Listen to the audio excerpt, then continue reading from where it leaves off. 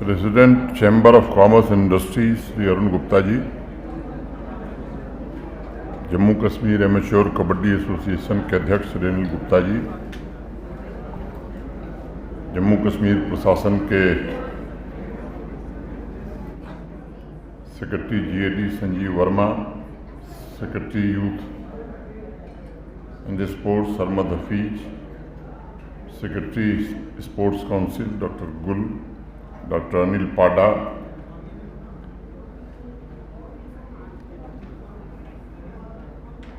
One sabre foundation के सभी सम्मानित पदाधिकारी, स्पोर्ट्स जगत की जानी मानी हस्तियां, सभागार में उपस्थित श्रेष्ठ एवं ज्येष्ठ जन, देवियों, सज्जनों और मित्रों, आज जिन स्पोर्ट्स पर्सन्स, स्पोर्ट्स एडमिनिस्ट्रेटर्स और स्पोर्ट्स एसोसिएशन तथा स्पोर्ट्स के प्रमोशन के अभियान में योगदान देने वाले इंडिविजुअल्स को प्रोफेसर चमनलाल गुप्ता खेल रत्न पुरस्कार से सम्मानित किया गया है, उनका मैं हृदय से अभिनंदन करता हूं। उनके उज्जवल भविष्य के लिए शुभकामनाएं भी देता हूं। बात आगे बढ़ाऊं उसके पूर्व प्रोफेसर चमनलाल गुप्ता जी की पुण्य स्मृति को नमन करता हूं। मैं समझता हूं कि इस अलंकरण के साथ आपके कंधों पर, मैंने जिन्हें अलंकृत किया गया है, उनके कंधों पर एक बड़ी जिम्मेदारी आ गई। वो जिम्मेदारी है भारतवर्ष के प्रसिद्ध चिंतक और राजनेता श्री चमनलाल गुप्ता जी के आदर्शों तथा मूल्यों को अक्षुण्ण रखने की। आपको ये संकल्प इस अलंकरण के साथ ही लेना होगा कि राष्ट्र निर्माण के प्रति जो उनकी एक निष्ठा थी, समर्पण था, या जो सेवा की विरासत उनको मिली थी, उसे आप भी आगे बढ़ाएंगे। आपने जो डॉक्यूमेंट्री देखी, मुझे भी उनके साथ लोकसभा में 2 टर्म रहने का अवसर मिला, 11वीं लोकसभा में भी और 13वीं लोकसभा में।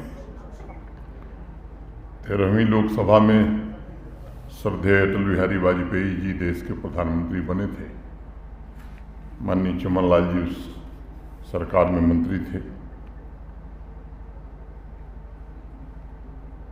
मुझे याद है कि जब वो जम्मू कश्मीर की राजनीति में सक्रिय थे तो कुछ पुस्तकों का जिक्र हुआ है। एक और किताब उन्होंने लिखी थी, उसकी विचार परिवार में बड़ी चर्चा थी। उस किताब के 4थे पेज पर डॉक्टर जोशी की यात्रा का भी जिक्र था। वह ऐतिहासिक फोटोग्राफ जो 1992 में तिरंगा फहराते हुए देश के अनेक लोग देखते हैं, उस किताब में वो चित्र भी दिखाई पड़ता है। भेदभाव को लेकर जो उनकी पीड़ा थी जगजाहिर थी। यहाँ उपस्थित अनेक लोगों को मुझसे ज़्यादा स्मरण होगा कि भारत के तिरंगे के सम्मान और एक विद्यार्थी के खिलाफ दर्ज किए केस के विरोध में छात्र जीवन में ही इतना लंबा अनशन, उपवास रखना, ये दृढ़ इच्छा शक्ति का ही प्रतीक माना जा सकता है। वो तो शुरुआत थी। जम्मू कश्मीर को राष्ट्र की मुख्य धारा से जोड़ने के लिए केवल संसद में निरंतर आवाज़ उठाना ही नहीं, बल्कि सड़क से लेकर संसद तक जीवन भर उन्होंने संघर्ष किया। 27 फरवरी 1997 को संसद में बोलते हुए चमनलाल जी ने सवाल उठाया था कि कोई व्यक्ति इस देश में रहने का अधिकार कैसे प्राप्त कर सकता है जब वह देश के एक हिस्से को भारत का अभिन्न अंग नहीं मानता है। इसके खिलाफ बोलता है। एक और सवाल उन्होंने उठाया था कि इन कानूनों के लाभार्थी कौन हैं, और उसका जवाब भी दिया था कि कम से कम आम आदमी तो जम्मू कश्मीर का नहीं है। उनका मानना था कि उन कानूनों का फ़ायदा न तो जम्मू कश्मीर को हुआ, न ही उसकी आर्थिक व्यवस्था में कोई बड़ा बदलाव हुआ, बल्कि देश और जम्मू कश्मीर के बीच एक विभाजन की रेखा खड़ी हो गई। आउटसाइडर का हवा खड़ा करके मनोवैज्ञानिक दीवार एक ऐसी खड़ी हुई जिसके कारण अनेक कठिनाइयां भी आई। मुझे प्रसन्नता है कि जिस पवित्र कार्य के लिए उन्होंने जीवन भर संघर्ष किया, अन्याय, अलगाववाद, भेदभाव, आतंकवाद, 5 अगस्त 2019 को भारत की संसद ने भारत के वर्तमान प्रधानमंत्री आदरणीय नरेंद्र मोदी जी की दृढ़ इच्छा शक्ति के कारण उसे समाप्त कर दिया। वह दीवार सदा सदा के लिए समाप्त हो गई। चमन लाल गुप्ता जी जैसे महान लोगों के सपनों को साकार करने और उन्हें श्रद्धांजलि देने का एक अवसर था ये। लंबे समय के बाद यहाँ रहने वाला वाल्मीकि हो, दलित हो, गोरखा हो, वेस्ट पाकिस्तानी रिफ्यूजी हो, या अनेक ऐसे लोग जिन्हें सामाजिक न्याय प्राप्त हो सका है, वंचित वर्गों को सम्मानपूर्वक जीवन जीने के नागरिक अधिकार मिल सके हैं, लंबे समय की ऐतिहासिक भूल को दुरुस्त करने का अवसर मिला है। अभी भी कई बार दो विधान दो निशान जैसे भेद भरी व्यवस्था सोच करके कई लोग खौफ ज़दा हो जाते हैं। आप खुद सोचिए कि एक ऐसा कानून जिसकी वजह से भारत के किसी कोने में रहने वाला वीर जवान जम्मू कश्मीर के लिए अपनी जान तो दे सकता है, लेकिन अपने लिए एक झोपड़ी नहीं बना सकता है, जम्मू कश्मीर में आशियाना नहीं बना सकता है। भारत के महामहिम राष्ट्रपति, जिन्हें हम देश का प्रथम नागरिक मानते हैं, भारत की तीनों सेनाओं के सुप्रीम कमांडर, देश के किसी हिस्से में वो घर बना सकते हैं, लेकिन एक ऐसा कानून था कि जम्मू कश्मीर में भारत के राष्ट्रपति चाहते तो भी घर नहीं बना सकते थे। अब ये सुनिश्चित हो गया है कि जम्मू कश्मीर भारत का उसी तरह अभिन्न हिस्सा है जैसे देश के बाकी राज्य या भारत का बाकी भूभाग। कश्मीर हो या कन्याकुमारी, जम्मू हो या जयपुर, हम सब एक हैं। मैं समझता हूँ यही असली स्पिरिट्स होनी चाहिए। न क्षेत्र में भेदभाव हो, न दिलों में भेदभाव हो। माननीय प्रधानमंत्री जी के नेतृत्व में पिछले 4-5 वर्षों में जो परिवर्तन हुए हैं, उसे मैं प्रोफेसर चमन लाल गुप्ता जी के जीवन कार्य, समर्पण और त्याग के प्रति एक छोटी सी श्रद्धांजलि मानता हूँ। प्रोफेसर गुप्ता जी की दृष्टि अखंड थी, संपूर्ण थी, टुकड़ों में वो कभी नहीं सोचते थे, और इसलिए अपने सार्वजनिक जीवन में उन्होंने न तो कभी धर्म की बात की, न जाति की बात की, न भाषा और न ही क्षेत्र की बात की। इस आधार पर नागरिकों में भेदभाव किया जाए, इस तरह की राजनीति उन्होंने नहीं की। सदैव अपने कार्यों, विचारों, सर्वधर्म समभाव के चिंतन के द्वारा जम्मू कश्मीर के सर्वांगीण विकास को सर्वोच्च प्राथमिकता उन्होंने दिया। मुझे बताया गया है कि स्पोर्ट्स के प्रति भी आदरणीय चमन लाल गुप्ता जी की विशेष रुचि थी। ये पहलू मैं उनका नहीं जानता था। 1976 में जम्मू कश्मीर अमेच्योर कबड्डी एसोसिएशन की स्थापना भी उन्होंने की। 30 वर्षों तक उसके अध्यक्ष के रूप में काम भी किए, सेवा भी किए। मैं मानता हूं कि स्पोर्ट्स सकारात्मक परिवर्तन और रचनात्मक कार्यों का एक महत्वपूर्ण माध्यम है, जिसने हमेशा विभिन्न संस्कृतियों और लोगों के बीच एक सेतु, एक ब्रिज का काम किया है। आज यहाँ जितने भी स्पोर्ट्स पर्सन्स उपस्थित हैं, मैं मानता हूँ कि वो परिवर्तन के जीवंत स्वरूप हैं। उन सभी में एक समान उद्देश्य की ज्वलंत ऊर्जा है। 7 अगस्त 2020 को मुझे यहाँ आने का अवसर मिला था। पिछले 4 वर्षों में कोशिश हुई है, मैं नहीं जानता कि कोशिश कहाँ तक पहुँची है। स्पोर्ट्स भी जम्मू कश्मीर के प्रशासन की सर्वोच्च प्राथमिकता में रहे। एक आंकड़ा मैं जरूर कहना चाहूँगा कि 2019 के पहले वर्ष भर में स्पोर्ट्स की डिफरेंट डिसिप्लिन्स में पार्टिसिपेंट्स की संख्या 3 लाख से ज़्यादा नहीं हुआ करती थी।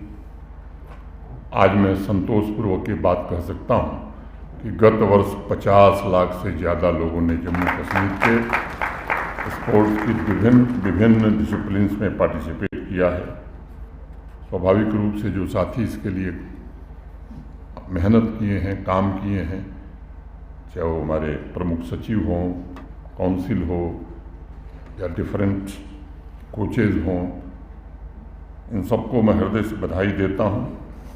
स्वाभाविक रूप से योजनाबद्ध काम हुआ, जिसके कारण ये परिस्थिति बनी। अधिक से अधिक युवा स्पोर्ट्स से जुड़े, इसके लिए अनेक नए इनिशिएटिव लिए गए हैं। माननीय प्रधानमंत्री जी के कारण यहाँ का स्पोर्ट्स इंफ्रास्ट्रक्चर भी काफ़ी हद तक मॉडर्न बना है।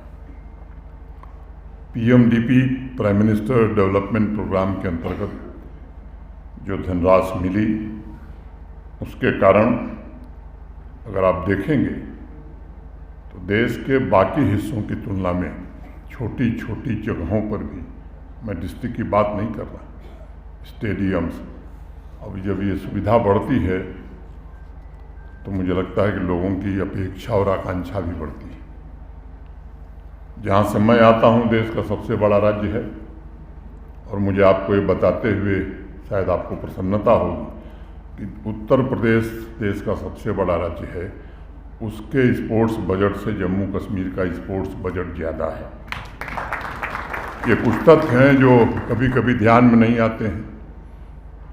यहाँ अनेक सामाजिक और राजनीतिक क्षेत्र में काम करने वाले लोग,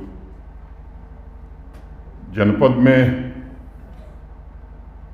एक इंडोर स्टेडियम हो, एक बड़ा स्टेडियम हो, ये तो देश के बाकी हिस्सों में है, लेकिन कम राज्य हैं जहाँ एक डिस्ट्रिक्ट में कई स्टेडियम।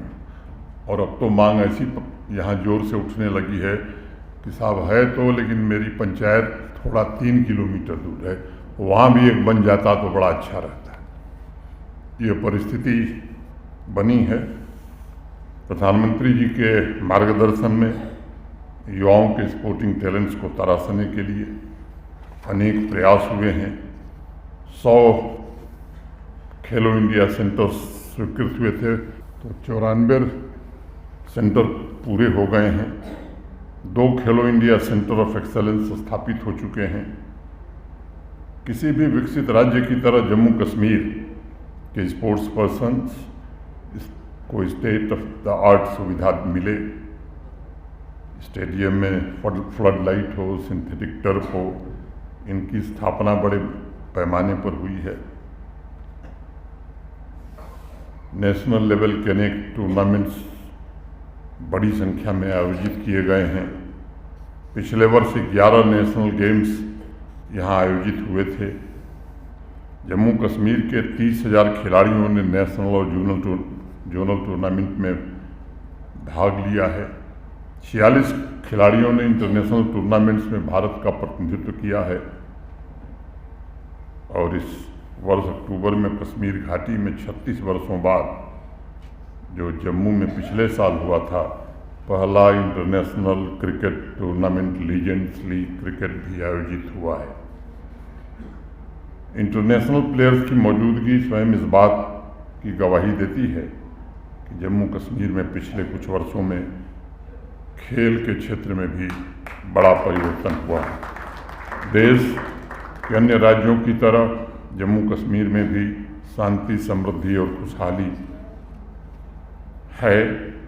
आम नागरिकों के सपने पूरे हो रहे हैं और स्वेच्छा से अपने पसंदीदा स्पोर्ट्स पर्सन्स को देखने की सामान्य ख्वाहिश भी लोगों की पूरी हो रही है। ये कहना ज़्यादा मुनासिब होगा कि पिछले कुछ वर्षों में कैसा वाइब्रेंट इकोसिस्टम बन सका है जो नौजवानों की हसरतों को पूरा कर रहा है, उनके सपनों को पंख भी देने का हौसला जुटा रहा है। क्रिकेट हो, कबड्डी हो, वॉलीबॉल हो, हॉकी हो, फुटबॉल हो, बास्केटबॉल हो, अनेक स्पोर्ट्स डिसिप्लिन में मॉडर्न स्पोर्ट्स फैसिलिटीज़, कोचिंग की व्यवस्था हो सकी है। चाहे वो श्रीनगर का बक्सी स्टेडियम हो या जम्मू का एमए स्टेडियम हो, ये भी अपग्रेड किए गए हैं। लीजेंड्स लीग क्रिकेट जैसे अंतर्राष्ट्रीय स्तर के टूर्नामेंट हो सकें, ये व्यवस्था हो सकी है। विंटर डेस्टिनेशन के रूप में गुलमर्ग की अपनी एक पहचान हो गई है। 4 बार खेलो इंडिया गेम्स के आयोजन वहाँ हो चुके हैं। इंफ्रास्ट्रक्चर डेवलपमेंट अपग्रेडेशन के आंकड़े निश्चित रूप से संतोष देते हैं। जम्मू कश्मीर ने पिछले कुछ वर्षों में फैसिलिटीज के साथ साथ ये भी सुनिश्चित किया है कि भेदभाव भी कम हो, बच्चों और नौजवानों को स्पोर्ट्स टूर्नामेंट में पार्टिसिपेट करने का अवसर मिले। आज हम सभी सौभाग्यशाली हैं कि भारत के प्रधानमंत्री आदरणीय मोदी जी के नेतृत्व में एक ऐसा जम्मू कश्मीर विकसित हुआ है जो नई पीढ़ी के हर सपने को पूरा करने और जम्मू कश्मीर को भारत का विकसित राज्य बनाने के लिए संकल्पबद्ध है। मैं भरोसे से कह सकता हूँ कि जम्मू कश्मीर के अनेक लाखों नौजवान इस बदलाव का इंतज़ार कर रहे थे। अब उनकी आकांक्षाएं, उनकी एस्पिरेशंस ग्लोबल एस्पिरेशंस से जुड़ चुकी हैं। मैं एक बार पुनः सभी पुरस्कार विजेताओं का अभिनंदन करता हूँ। प्रोफेसर चमन लाल गुप्ता जी की पुण्य स्मृति को फिर से प्रणाम करता हूँ और आयोजन में जिन भी बंधुओं ने इस आयोजन को सफल बनाने में सहयोग किया है, उनके प्रति भी हृदय से कृतज्ञता ज्ञापित करते हुए इतना ही कहकर के अपनी बात मैं पूरी करूँगा। धन्यवाद। जय हिंद।